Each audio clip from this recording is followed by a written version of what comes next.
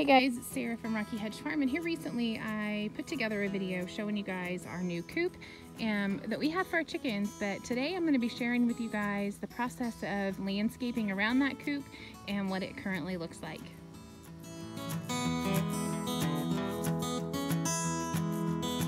So there's definitely no shortage of rocks here on our property, and the kids are a huge help when it comes time to gathering rocks and helping lay them around the edge of the coop.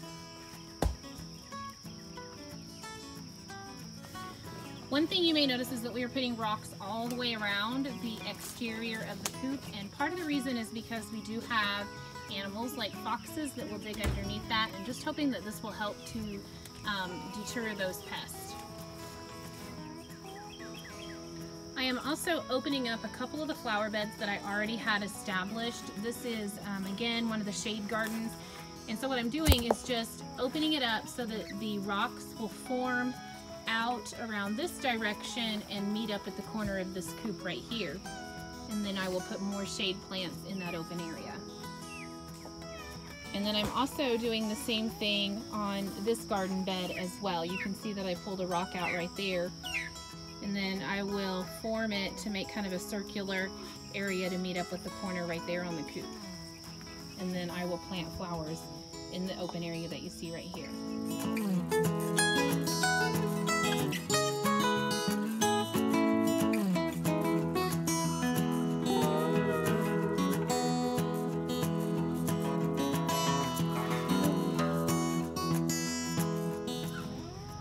I like to use pieces in the garden that add a visual height interest, and so I have two of these galvanized wash tubs that I picked up from a guy that's local here in our town that sold these to me.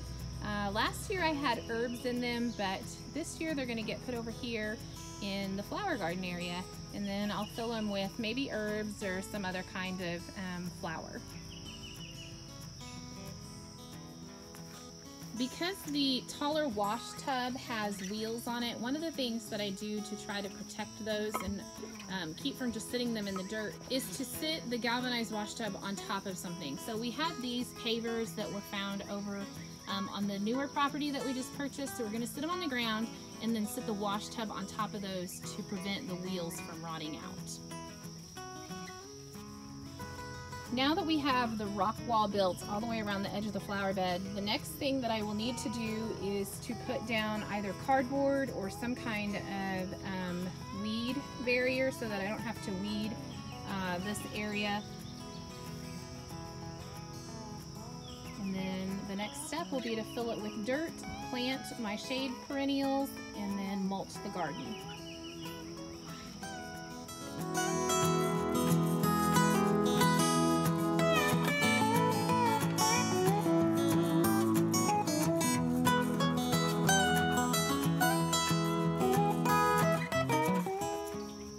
So before I ever even pour dirt onto the ground, I go ahead and lay everything out the way that I think I will want it.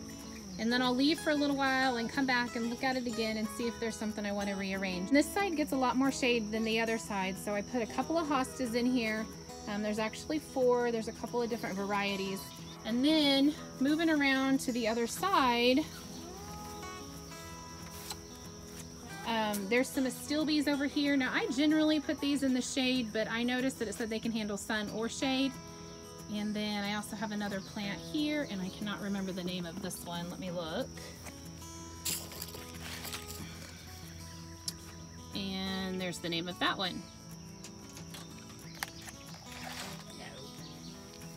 So I have everything laid out. They look a little bit spaced far apart, but I have to remember that these will spread and they get much bigger, so I've got to leave room for that. So I think I'm happy with it, but like I said, I'm going to step away for a while, come back later this evening and finish it up. So the next step that I do is to lay down some kind of a weed barrier. Sometimes I use cardboard or actual weed barrier, which is what I'm going to use in this area today. And then we go ahead and lay the dirt down, and what you'll see is that I also take the time to cut a hole into the landscape fabric after I know where I want my plant to be.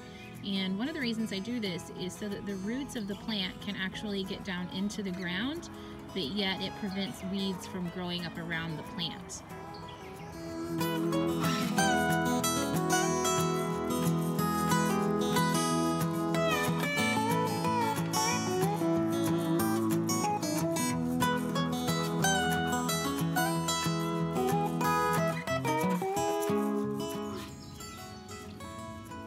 lot of times when you buy plants from the store, they can be root bound in their container, and that is why you will see me kind of push on the pot a little bit to loosen up the soil to get the plant out. And then you'll also see me loosen a lot of the dirt that's in the roots, and that's just to get the roots established well once they are planted in the ground. It just helps to loosen them up and help them to get a good start in my ground. Once I get all the plants in place, the next step is to start adding the mulch. And I love the way that mulch just finishes off an area and makes it look complete.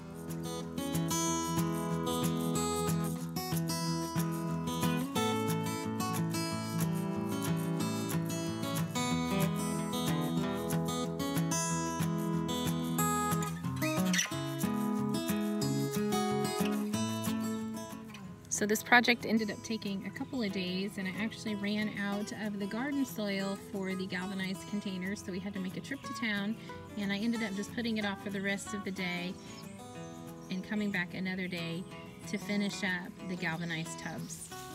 For the galvanized containers, wash tubs, I ended up using white impatiens. Those are one of my favorite summer annuals. They fill in nicely.